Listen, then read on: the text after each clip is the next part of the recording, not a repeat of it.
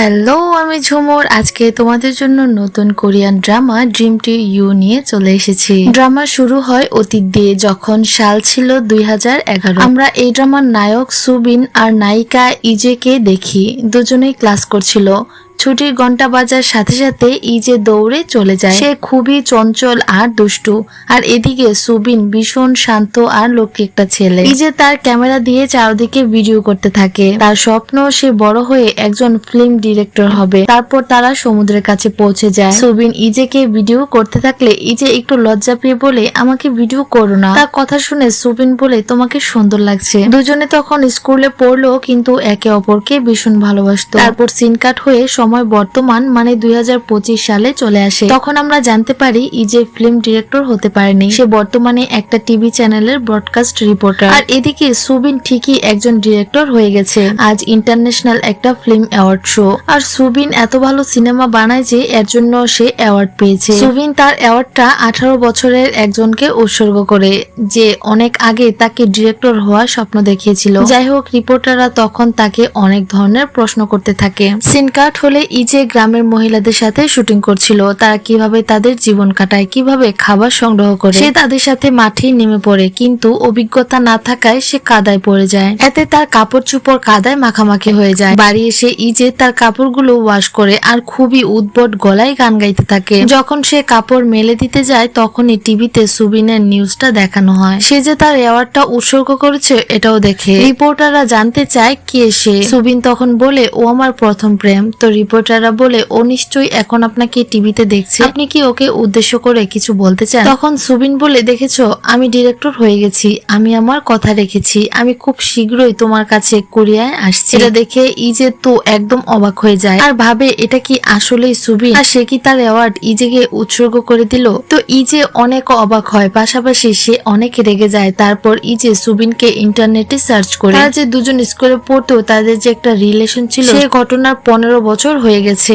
তো ইজে সুবিনের আসল নামটাও ঠিকঠাক মনে করতে পারছে না। অনেক চেষ্টা করে সে সুবিনের নাম মনে করে তাকে সার্চ দেয়, আর সেই অ্যাওয়ার্ড শো এর ভিডিওটা বারবার দেখতে থাকে। সে বলে, ইংরেজিতে কি বকবক করিস, শালার সাবটাইটেলও নেই, সাবটাইটেল থাক একটু বুঝতে পারতাম গাধাটা কি বলছে। যদি তুই কোরিয়ায় ফিরে আসিস আর আমার সামনে পড়িস, তোকে আমি একটা লাথি দিয়ে দিব। মানে তাদের সম্পর্কটা এমন এক পর্যায়ে চলে গেছে যে ইজে এখন সুবিনকে লাথি মারতে চাইছে। তারপর সিন কাট হলে সুবিনকে দেখানো হয় সে বিমানে ছিল, মানে ও কোরিয়ায় আসছে। সে মনে মনে অনেক বেশি খুশি ছিল। এয়ারপোর্টে তার ফ্রেন্ড তাকে নিতে আসতে চাইলে সে তাদের মানা করে দেয়। সুবিন একটা ট্যাক্সিতে উঠে পড়ে আর ইজে ব্রডকাস্ট শোটা দেখতে থাকে। ইজের কর্মকাণ্ড অনেক হাস্যকর ছিল, তা দেখে সুবিনও হাসতে থাকে। তার হাসি লক্ষ্য করে ট্যাক্সি ড্রাইভার বলে, আমিও ইজের অনেক বড় ফ্যান। তারপর ড্রাইভার ইজের অনেক প্রশংসা করতে থাকে যে সে অনেক ভদ্র একটা মেয়ে, বড়দেরকে সম্মান করে এবং ও অনেক নরম স্বভাবের একটা মেয়ে। প্রিয় মানুষের প্রশংসা শুনতে সুবিনেরও ভালোই লাগছিল। তারপর আমাদেরকে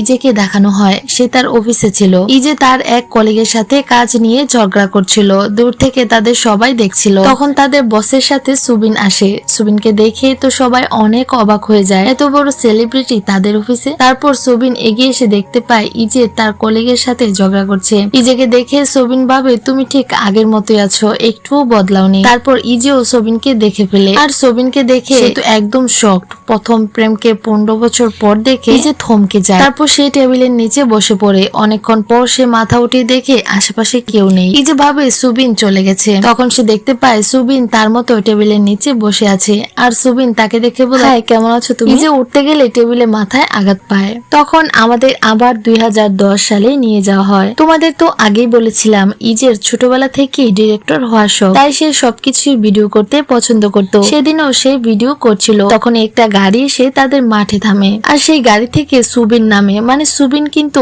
আগে থেকে অনেক বড় লোকের ছেলে। তো এই সবকিছু কিন্তু আবার ইজে তার ক্যামেরায় রেকর্ড করছিল। সুবিন গাড়ি থেকে নেমে সোজা উপর দিকে তাকায়, আর ইজের সাথে তার চোখে চোখ পড়ে যায়, আর সে ইজেকে হাই বলে। ইজে সেটা বুঝতে পেরে সরে যেতে নিলে তার মাথায় আঘাত পায়। পরে অ্যাসেম্বলি ক্লাসে প্রচন্ড রোদ ছিল। ইজে তো অনেক দুষ্টু বুদ্ধি করে অজ্ঞান হওয়ার নাটক করে নিচে পড়ে যায়। সুবিন ইজেকে কাঁধে নিয়ে তাড়াতাড়ি করে নার্সিং হোমে যায়। সেখান থেকে নার্স চলে যাওয়ার পর ইজে উঠে উঠে বসে। সুবিন অবাক হয়ে বলে, তুমি অজ্ঞান হওনি? তুমি কি নাটক করছিলে? ইজে বলে, আরে এত রোদের মাঝে কি পিটি করা যায়? মানুষ সহ শুটকি হয়ে যাওয়ার কথা, আর তারা আমাদেরকে কিভাবে রোদে দাঁড় করিয়ে রেখেছে। বাইরে কি এখনো প্রীতি চলছে? সুবিন জানায় ইজে অজ্ঞান হয়ে যাওয়ায় কয়েকদিনের জন্য প্রীতি স্থগিত রাখা হয়েছে। ইজে বলে, তুমি কি আমাকে চেনো? তুমি আমাকে নিয়ে আসলে কেন? তখন সুবিন তাকে বলে, প্রথম দিনই আমাদের দেখা হয়েছে। ইজে সেটা মনে করে লজ্জা পেয়ে যায়। সুবিন বলতে থাকে যে ট্রান্সফার হয়ে সে এই স্কুলে এসেছে। তারপর ইজে পিছনের দরজা দিয়ে বেরিয়ে যায়। সুবিনও তার পিছু পিছু যায়। ইজে সুবিনকে বলে, তুমি কি করতে চাও? তোমার কি কোনো স্বপ্ন আছে? সুবিন বলে, আমার কোনো স্বপ্ন নেই। ইজে বলে, স্বপ্ন ছাড়া আবার মানুষ হয় নাকি? তুমি কি করতে চাও বড় হয়ে? সুবিন বলে, আমার নিজের কোনো ইচ্ছা নেই, কিন্তু আমার দাদা এবং আমার বাবা ডাক্তার, তো আমার মনে হয় ডাক্তারই হতে হবে। এটা বলে সে চুপ হয়ে যায়। ইজে বলে, তোমার কাছে আমি তোমার ইচ্ছার কথা জানতে চাইলাম, তুমি আমার কাছে জানতে চাও আমার কি ইচ্ছা? মানে বেশি কথা বলা মানুষের এই এক ঝামেলা, মানে তাদের কথা বলতেই হবে। তো সুবিন বলে, আচ্ছা ঠিক আছে বলো ইজে, তোমার কি স্বপ্ন? ইজে তখন বলে, তোমাদের সিউলের ছেলেদের এই এক সমস্যা, মেয়েদেরকে নাম ধরে কেন ডাকো? তোমরা জানো না মেয়েদেরকে কথার মাঝে নাম ধরে ডাকলে মেয়েরা দুর্বল হয়ে যায়? আর আমার দিকে তাকিয়ে এভাবে হাসবে না। সুবিন তখন বলে, আচ্ছা বলো তোমার কি ইচ্ছা? ইজে তখন বলতে থাকে তার স্বপ্ন একজন ফিল্ম ডিরেক্টর হওয়া। সন্ধ্যার আগে ইজে হাসপাতালে যায়। হাসপাতালের ছাদ থেকে সে সূর্যাস্তের ভিডিও করবে। সেখানে আবার সুবিন ছিল, কারণ এটা সুবিনের বাবার হসপিটাল। ছাদে গিয়ে ইজে তার ক্যামেরা ঠিকমতো সেট করে, আর সারাদিন স্কুল করে ক্লান্ত ইজে সেখানেই ঘুমিয়ে পড়ে। তখন সেখানে সুবিন আসে। সে ইজেকে দেখতে থাকে আর ইজের দিকে তাকিয়ে হাসে। অনেকক্ষণ ইজের পাশে বসে থাকে, কিন্তু ইজে জাগে না। সে চুপচাপ ইজের পাশে বসে থাকে। বসে থাকতে থাকতে সেও ঘুমিয়ে যায়। সময় গড়িয়ে রাত হয়ে যায়। ইজের ঘুম ভাঙলে সে পাশে সুবিনকে দেখে চিল্লিয়ে ওঠে। সুবিন জেগে যায়। ইজে বলে, তুমি এখানে কি করছো? সুবিন জানায় সে তার বাবার কাছে এসেছিল। ইজে তার ক্যামেরা গুছিয়ে নেয়। তারপর তারা দুজন নাইট গার্ডের থেকে লুকিয়ে দৌড়াতে থাকে। দৌড়ে এক পর্যায়ে দুজন বাইরে চলে আসে। তারপর দুজন একে অপরের হাত ধরে দৌড়াতে থাকে। তখন ইজের মাথার ব্যান্ড খুলে তার চুলগুলো খুলে যায়। সুবিন তার হাত ছাড়িয়ে নিলেও ইজে তার হাত ধরে নেয় আর বলে, আজ থেকে আমরা দুজন বন্ধু। তো এটা বলাতে সুবিনের কিন্তু তখন অন্যরকম ফিল হচ্ছিল। মানে টিনেজ বয়সে একটা মেয়ে যদি নিজ থেকে কাছে আসে তাহলে একটু অনুভূতিটা অন্যরকম হবে, এটাই স্বাভাবিক। তো সিন কাট হলে সুবিন তার মায়ের সাথে স্কুলে যাচ্ছিল। তখন সে দেখতে পায় রাস্তায় ইজে একজন বৃদ্ধ মহিলা শুট নিচ্ছে। তখন সে তার মাকে বলে যে আমাকে এখানেই নামিয়ে দাও, আমি বাকি রাস্তাটা হেঁটে যাব।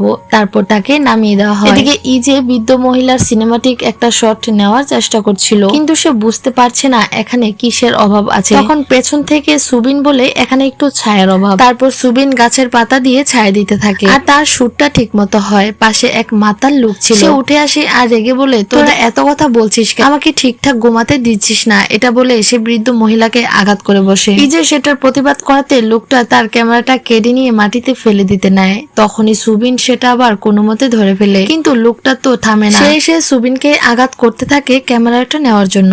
এক পর্যায়ে সেখানে পুলিশ চলে আসে। সুবিন যেখানে যেখানে আঘাত পেয়েছে ইজে তাকে ওষুধ লাগিয়ে দিতে থাকে। তার ক্যামেরাটা যে বাঁচিয়েছে এজন্য ইজে সুবিনকে ধন্যবাদ দেয়। সুবিন বলে, কিন্তু তারপরও তোমার ক্যামেরাটা তো একটু ভেঙে গেছে। সে একটা ওয়ান টাইম ব্যান্ডেজ সে ভাঙ্গা জায়গাটায় লাগিয়ে দেয় আর বলে, আমার মনে হয় আমি তোমাকেই পছন্দ করতে শুরু করেছি। মানে একদম সোজা সাপটা প্রপোজ করে বসে। এটা শুনে এই যে অবাক হয়ে বলে, পছন্দ করতে শুরু করেছো নাকি আমাকে পছন্দ করো, কোনটা? সুবিন হাসে আর বলে, আমার কাছে সবকিছু আছে, কিন্তু একটা জিনিস নেই। এই যে বলে, সেটা কি আমি? সুবিন বলে, না, তোমার স্বপ্ন। এই স্বপ্ন আমার কাছে নেই, আমি তোমার মতো হতে চাই। তারপর সে ইজেকে একটা মাথার রাবার গিফট দেয়। তারপর তাদের সুন্দর সম্পর্ক শুরু হয়। তারা একে অপরকে অনেক ভালোবাসতো। তারা দুজন একসাথে সিনেমাটিক শুট নিত। একদিন তো জম্বি মুভি বানানোর শুট নিতে গিয়ে স্কুলে স্যারের কাছে ধরা পড়ে যায়। তারপর স্যার তাদের পানিশমেন্ট দেয়। টিনেজারদের প্রেমটা সুন্দর, তাদের মনে শুধুমাত্র ভালোবাসা থাকে, আর কিছু থাকে না। তো এক সিনে দেখা যায় দুজন একে অপরকে কিস করতে যাচ্ছিল। তখনই আমাদের আবার বর্তমানে নিয়ে আসা হয়। ইজে সুবিনকে একটা রুমে নিয়ে আসে আর বলে, তুমি কি চাও? এখানে কেন এসেছো? সুবিন বলে, আমি এখানে কেন এসেছি তুমি বুঝতে পারছো না? একজন সেলিব্রিটি কখন টিভি চ্যানেলে আসে। ইজে তার কথা বিশ্বাস করতে চায় না। তখন সুবিন বলে, হ্যাঁ, আমি তোমাকে দেখতে এসেছি, কারণ আমি তোমাকে অনেক মিস করেছি। ইজে রেগে যায় আর বলে তুমি আমাকে মিস করেছো, এসব ফালতু কথা আমাকে বলতে এসো না। তখন বাহির থেকে কেউ দরজা ধাক্কা দিলে ইজে একা দরজাটা আটকে রাখতে পারছিল না। তখন সুবিন আবার তার কাছে এগিয়ে আসে আর দরজাটা আটকে রাখতে সাহায্য করে। তখন দুজন খুব কাছাকাছি চলে আসাতে ইজে বলে তুমি আমার এত কাছে এসেছো কেন, দূরে যাও। সুবিন দূরে চলে গেলে দেখা যায় যে ইজে দরজাটা আসলেই আটকে রাখতে পারছিল না। সুবিন তখন আবার এগিয়ে আসে আর দরজাটা আটকে রাখতে সাহায্য করে। সে বলে তোমার কি বয়ফ্রেন্ড আছে? ইজে বলে হ্যাঁ আমার হাজবেন্ড আছে আর একটা বাচ্চাও আছে। সুবিন তখন বলে আমাকে মিথ্যা বলো না, আমি ঠিক সময়ে এসেছি। তারপর সে ইজের ডিরেক্টর হওয়ার স্বপ্ন নিয়ে কথা বলতে থাকে। ইজে বলে সে স্বপ্ন তো সেদিনই বন্ধ হয়ে গেছে যেদিন তুমি আমাকে ছেড়ে বিদেশ চলে গিয়েছিলে। তারপর ইজে অনেক মন খারাপ করে তার ফ্রেন্ডের কাছে যায় যার নাম জিওন। সে একজন রিয়েলিস্টিক অ্যাক্টর। জিওন জানতে চায় তোমার প্রথম প্রেমকে দেখে তোমার কেমন লাগলো? ইজে বলে আমার একদমই ভালো লাগেনি, আমরা দুজন স্বপ্ন দেখেছিলাম আমরা ডিরেক্টর হব। আমি সবসময় ভাবতাম যদি একদিন সুবিন ফিরে আসে তাহলে আমার প্রতিক্রিয়া কেমন হবে, কিন্তু আমি এটা কখনো ভাবিনি সে একজন নামি দামি ডিরেক্টর আর আমি একজন নগণ্য রিপোর্টার। এই এমন অবস্থায় আমাদের দেখা হবে। মানে ইজে তার নিজের এই অবস্থা নিয়ে অনেক বেশি চিন্তিত। জিওন তখন ইজেকে বলে সুবিন তো তোমাকে ছেড়ে যেত না যদি না তার মা তাকে প্রেসার দিত। তো ইজে বলে এসব কথা এখন বাদ দাও। তো আমরা এটা থেকে বুঝতে পারি অবশ্যই সুবিনের মা কিছু একটা করেছিল যার জন্য সুবিন ইজেকে ছেড়ে যেতে বাধ্য হয়েছিল। এদিকে সুবিন তার ফ্রেন্ডের সাথে ভিডিও কলে কথা বলছিল। তখন সেখানে অভিনেত্রী হানা চলে আসে। হানা জানতে পেরেছে সুবিন কোরিয়াতে এসেছে, তাই নিয়ে মিডিয়াতে অনেক মাতামাতি হচ্ছে। সে বলে সুবিনকে নিয়ে এত মাতামাতি করার কি আছে? তখন তার সেক্রেটারি বলে তুমি তো সুবিনের ছবিতে অভিনয় করার জন্য ইন্টারভিউ দিয়েছিলে, তোমাকে তো রিজেক্ট করে দিয়েছে। হানা বলে যখন ইন্টারভিউ দিতে গিয়েছি তখন ওই শালা সব প্রশ্ন ইংরেজিতে করেছে, আমি কিছুই বুঝতে পারিনি। ও জানে আমি কোরিয়ার কিন্তু আমাদের ভাষায় একটাও প্রশ্ন করিনি। শালা হারামজাদা, ওর জন্যই আমি একটাও অভিনয় করতে পারিনি। পেছন থেকে এই সব কথা আবার সুবিন শুনতে পায়। তারপর সে সেখান থেকে চলে যায়। তারপর সুবিন সেখান থেকে একটা কফি হাউসে চলে আসে। কফি অর্ডার করে তখনই তার দেখা হয় জিওনের সাথে। সে জিওনকে আগে থেকে চিনতো কিন্তু একে অপরকে ঠিক পছন্দ করতো না। তার দুজন অনেক ধরনের কথা বলতে থাকে। এক পর্যায়ে সুবিন জিওনের কাছে ইজের নাম্বার চায় কিন্তু জিওন তাকে নাম্বার দিতে রাজি হয় না, কারণ ইজে যেহেতু সুবিনকে পছন্দ করে না তাই সেও নাম্বার দেবে না। এটা বলে সে চলে যায়। তখন আবার ইজে জিওনের কাছে ফোন করে আর জানায় সে অনলাইন মার্কেটে তার কিছু ট্যাপ এবং পুরনো বই বিক্রি করে দেবে। সবকিছু আবার সুবিন শুনতে পায়। এদিকে হানা একটা শট করার জন্য বসেছিল। তখন সে জানতে পারে তার সাথে যে মেল অ্যাক্টর অভিনয় করার কথা ছিল সে একটা অ্যাক্সিডেন্ট করেছে আর সে আসতে পারবে না। তখন সেখানেই জিওন কফি ডেলিভারি দিতে যায়। জিওন হানাকে দেখে তার নাম ধরে ডাকে। হানাও তখন জিওনের দিকে তাকায়। মানে জিওন তো দেখতে এমনি সুন্দর, তো হানার কাছে মনে হয় তাকে দিয়ে আজকের মডেলিংটা হয়ে যাবে। যেই ভাবা সেই কাজ। হানা জিওনকে বলে তুমি কি আজকের জন্য তোমার কাঁধটা আমাকে ধার দিবে, আমি তোমার কাঁধে হেলে কয়েকটা ছবি তুলবো। মানে এই মেয়ের কথা বলার স্টাইল কি, ও তো বলতেই পারতো যে তুমি আজ আমার সাথে মডেলিং করবে, এটা না বলে কত ঢং। যাই হোক, তারপর জিওনকে রেডি করিয়ে দেওয়া হয়। জিওনকে এত বেশি সুন্দর লাগছিল যে হানাও তার দিকে মুগ্ধ হয়ে তাকিয়ে থাকে। তারপর দুজন অনেক রকম দিয়ে ছবি তুলতে থাকে। তো সব মডেলিং শেষে আবার একটা ছবি হানা জিওনকে দিয়েছে আর বলেছে এটা তোমার কাছে রাখো, আমি এটাতে অটোগ্রাফ দেইনি, যেহেতু তুমি আমার ফ্যান না তাই অটোগ্রাফ দেওয়ার দরকার নেই। জিওন বাসায় এসে ছবিটা দেখে আর ভাবতে থাকে এটা তার কাছে একটা স্বপ্নের মতো ছিল। সামনে আবার বড় বিলবোর্ডে হানার একটা অ্যাড দেখাচ্ছিল। এদিকে সুবিন অনলাইনে খুঁজে বের করার চেষ্টা করছিল ইজে কোন নামে তার জিনিসপত্র বিক্রি করছে। এক পর্যায়ে সুবিন খুঁজে পায় আর ইজের কাছে মেসেজ পাঠায় যে এগুলো কি বিক্রি হয়ে গেছে। ইজে তো অনেক খুশি, বলে বিক্রি হয়নি। তখন সুবিন বলে সবগুলোই কিনতে চায় কিন্তু শর্ত হচ্ছে তাকে হাতে হাতে ডেলিভারি দিতে হবে। তারপর ইজে পার্সেলটা ডেলিভারি দিতে যায়। সে তো আর জানতো না এটা সুবিন। যখন সে উপরের দিকে যাচ্ছিল তখনই সে দেখতে পায় যে উপরে সুবিন দাঁড়িয়ে আছে। ইজে তো চমকে যায় আর লুকিয়ে পড়ে আর বলে যে এই হারামি এখানে কি করছে।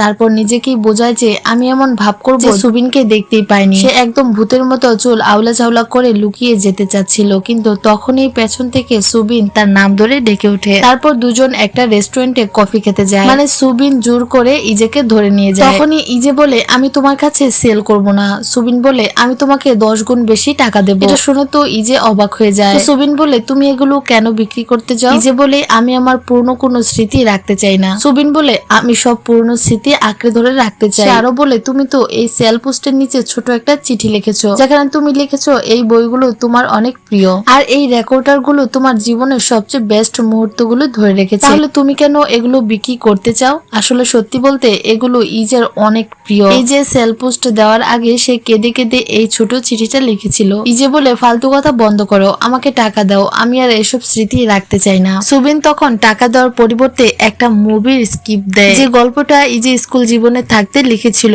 আর কথা ছিল এটা তারা দুজন মিলে পরিচালনা করবে। তো সেই স্ক্রিপ্টটা সে ইজের সামনে দিয়ে বলে, আমি এটা নিয়ে একটা মুভি বানাতে চাই, কিন্তু এই গল্পের সমাপ্তিটা আমার জানা নেই, চলো আমরা দুজন মিলে একসাথে কাজ শুরু করি। ইজে রেগে যায় আর বলে, তুমি এই গল্পের এন্ডিং জানতে চাও? এটা বলে সে উঠে দাঁড়ায় আর খাতাটার উপর কফি ঢেলে দেয় আর সেখান থেকে চলে যায়। বাহিরে তখন অনেক বৃষ্টি হচ্ছিল। সুবিন ছাতা নিয়ে দৌড়ে ইজের কাছে যায়। ইজে বলে, আমি বৃষ্টি অনেক ঘৃণা করি, তুমি জানো তোমার বাসার সামনে আমি 15 দিন পর্যন্ত বৃষ্টিতে ভিজে ভিজে অপেক্ষা করছিলাম, কিন্তু তুমি আমার সাথে একটু দেখা করোনি আর না কথা বলেছো। তুমি কি বুঝতে পেরেছো তখন আমার কেমন অনুভূতি হয়েছিল? তুমি আমার জীবনের প্রথম প্রেম ছিলে, কিন্তু এখন তুমি আমার জীবনের সবচেয়ে বড় আফসোসের কারণ হয়ে গেলে। একটু আমার পরিস্থিতিতে পড়তে তাহলে বুঝতে আমার সেদিন কেমন অনুভূতি হয়েছিল। আমার পুরো জীবনটাই উলটপালট হয়ে গেছে। এটা বলে সে ছাতাটা নিয়ে সেখান থেকে চলে যায়। সুবিন সেখানে দাঁড়িয়ে চুপচাপ তার দিকে তাকিয়ে থাকে। আর এখানেই এই পর্বটা শেষ হয়ে যায়। পরবর্তী পর্বটা অবশ্যই আমার চ্যানেলে দেব, তো পাওয়ার জন্য তোমরা সাবস্ক্রাইব করে যাবে আর কমেন্টে জানাতে ভুলবে না প্রথম পর্ব তোমাদের কাছে কেমন লাগলো।